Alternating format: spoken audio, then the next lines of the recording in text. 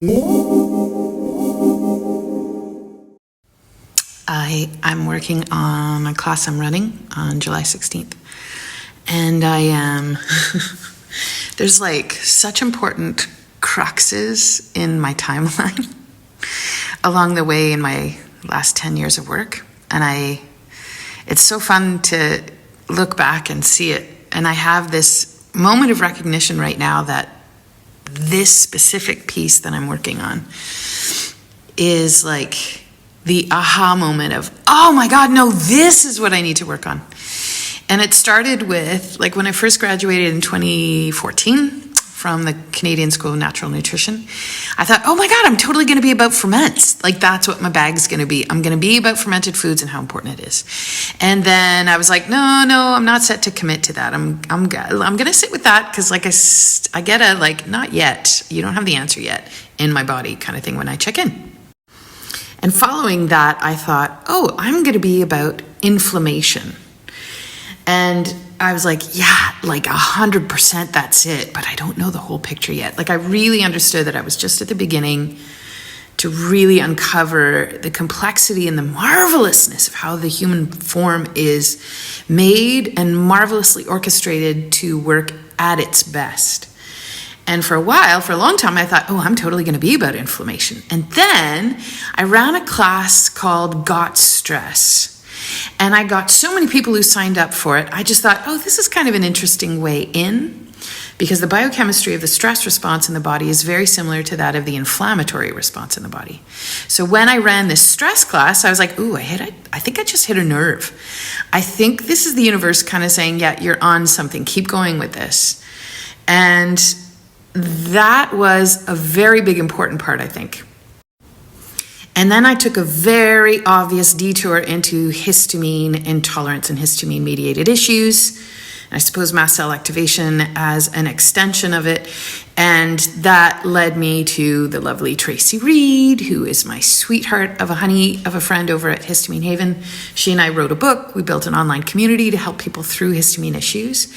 And I've always sat in that moment going, oh, this is what I'm about. And having a niggling thought behind going, nope.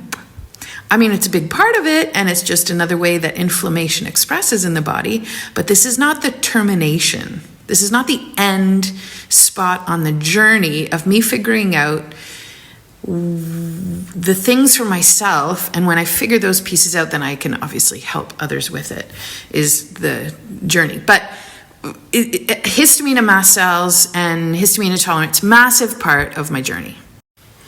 But again, I had that niggling feeling that this is not the end of it. Like, this is but a stop on the journey kind of thing. And like, keep going, keep searching, keep looking for answers, keep asking questions, and keep sitting in curiosity, and don't settle on something. Like, don't park your car yet. Keep going. And then I came back to the whole stress response and this burden of stress, and it felt like a revisiting and kind of a fleshing out of ideas. And that's what led me to what I feel is like oh my God, all along was the same stinking thing.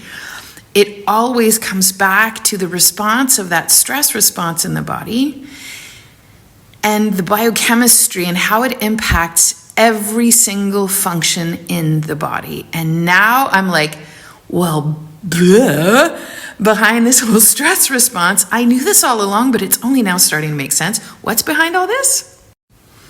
Metabolic health. It was staring me in the face the entire time. And as I was supporting clients and supporting my own health struggles, I wouldn't even call them struggles, like just things I was noticing and being like, oh, well, I don't like how that feels, and how could I shift that, and how could I support my body? Supporting metabolic health is like, that's everything.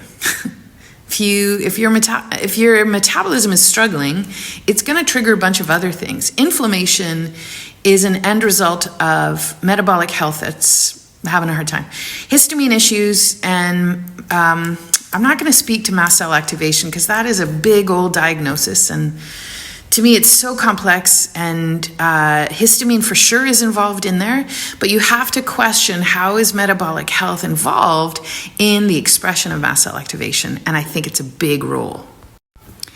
And I sit with metabolic health, and it's like The Got Stress class triggered a sort of knowing in me when I ran that back in like 2016, 2017. And then I feel like the metabolism piece is like the next ding of like, correct, you are on the right track. And I know the feeling already in my body, like this is not the end. And there's more to explore, and there's more on my journey to figuring some of this out. And it is a self-propelled discovery that I am marveling at just how complicated and wonderful the human form is, and how Mother Nature is at what it is she does. She is a grand magician, and we are but participants in this wonderful experiment.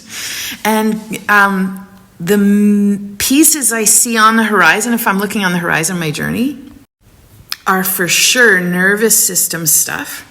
And that's not a like metabolic health or got stress response. It's not that kind of reaction. It's the same reaction as the inflammation and as histamine and mast cell activation. Like the nervous system piece, the adrenals, I know, are a big player in this. Like when you look at the metabolic health piece, you're looking at the different organs and different systems in the body, how they're impacted by this, and what do they drive as a result of trying to throw you off kilter.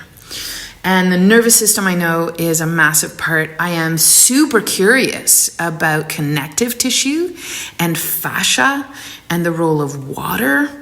And I guess we're getting into quantum things, quantum biology, which is so fascinating to me, but also a realm of mystery. And the part that I'm struggling with today, in particular, while I want to learn about a lot of these things, oh yeah, and there was circadian rhythm in there too. While I want to learn about these things, I also am in a moment where I feel like time is standing still, almost like the solstice. And I feel like I'm on the precipice of something. And I get to choose if I want to dive in to be all in my head or if I want to be in my heart. And I think at this moment in time, for me, as a single human being right now, there is this request for, are you going to go in for the head or are you going to go in for the heart? To go in with the head is going to be to dive into cellular work, like at the cellular level, and understanding water and electricity and the quantum side of things. And that is one way to go forward if I want. Or to choose the other route. And the other route is to the heart. And with the heart is the sitting in the mystery and the wonder of things without having to name something and put a scientific explanation, look under a microscope. Yeah, I'm not saying that that doesn't have its place in the world, for sure.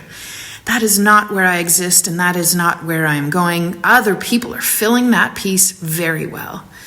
The piece that I am on the precipice of looking at is this invitation to wonder and letting go. And I think when I hear, there's a few practitioners and colleagues that I absolutely adore who are now like, oh my God, can we take a break? Can we take the summer off? Can we stop chasing? Can we stop doing all of the things and learning and amassing all of the things? And can we just be?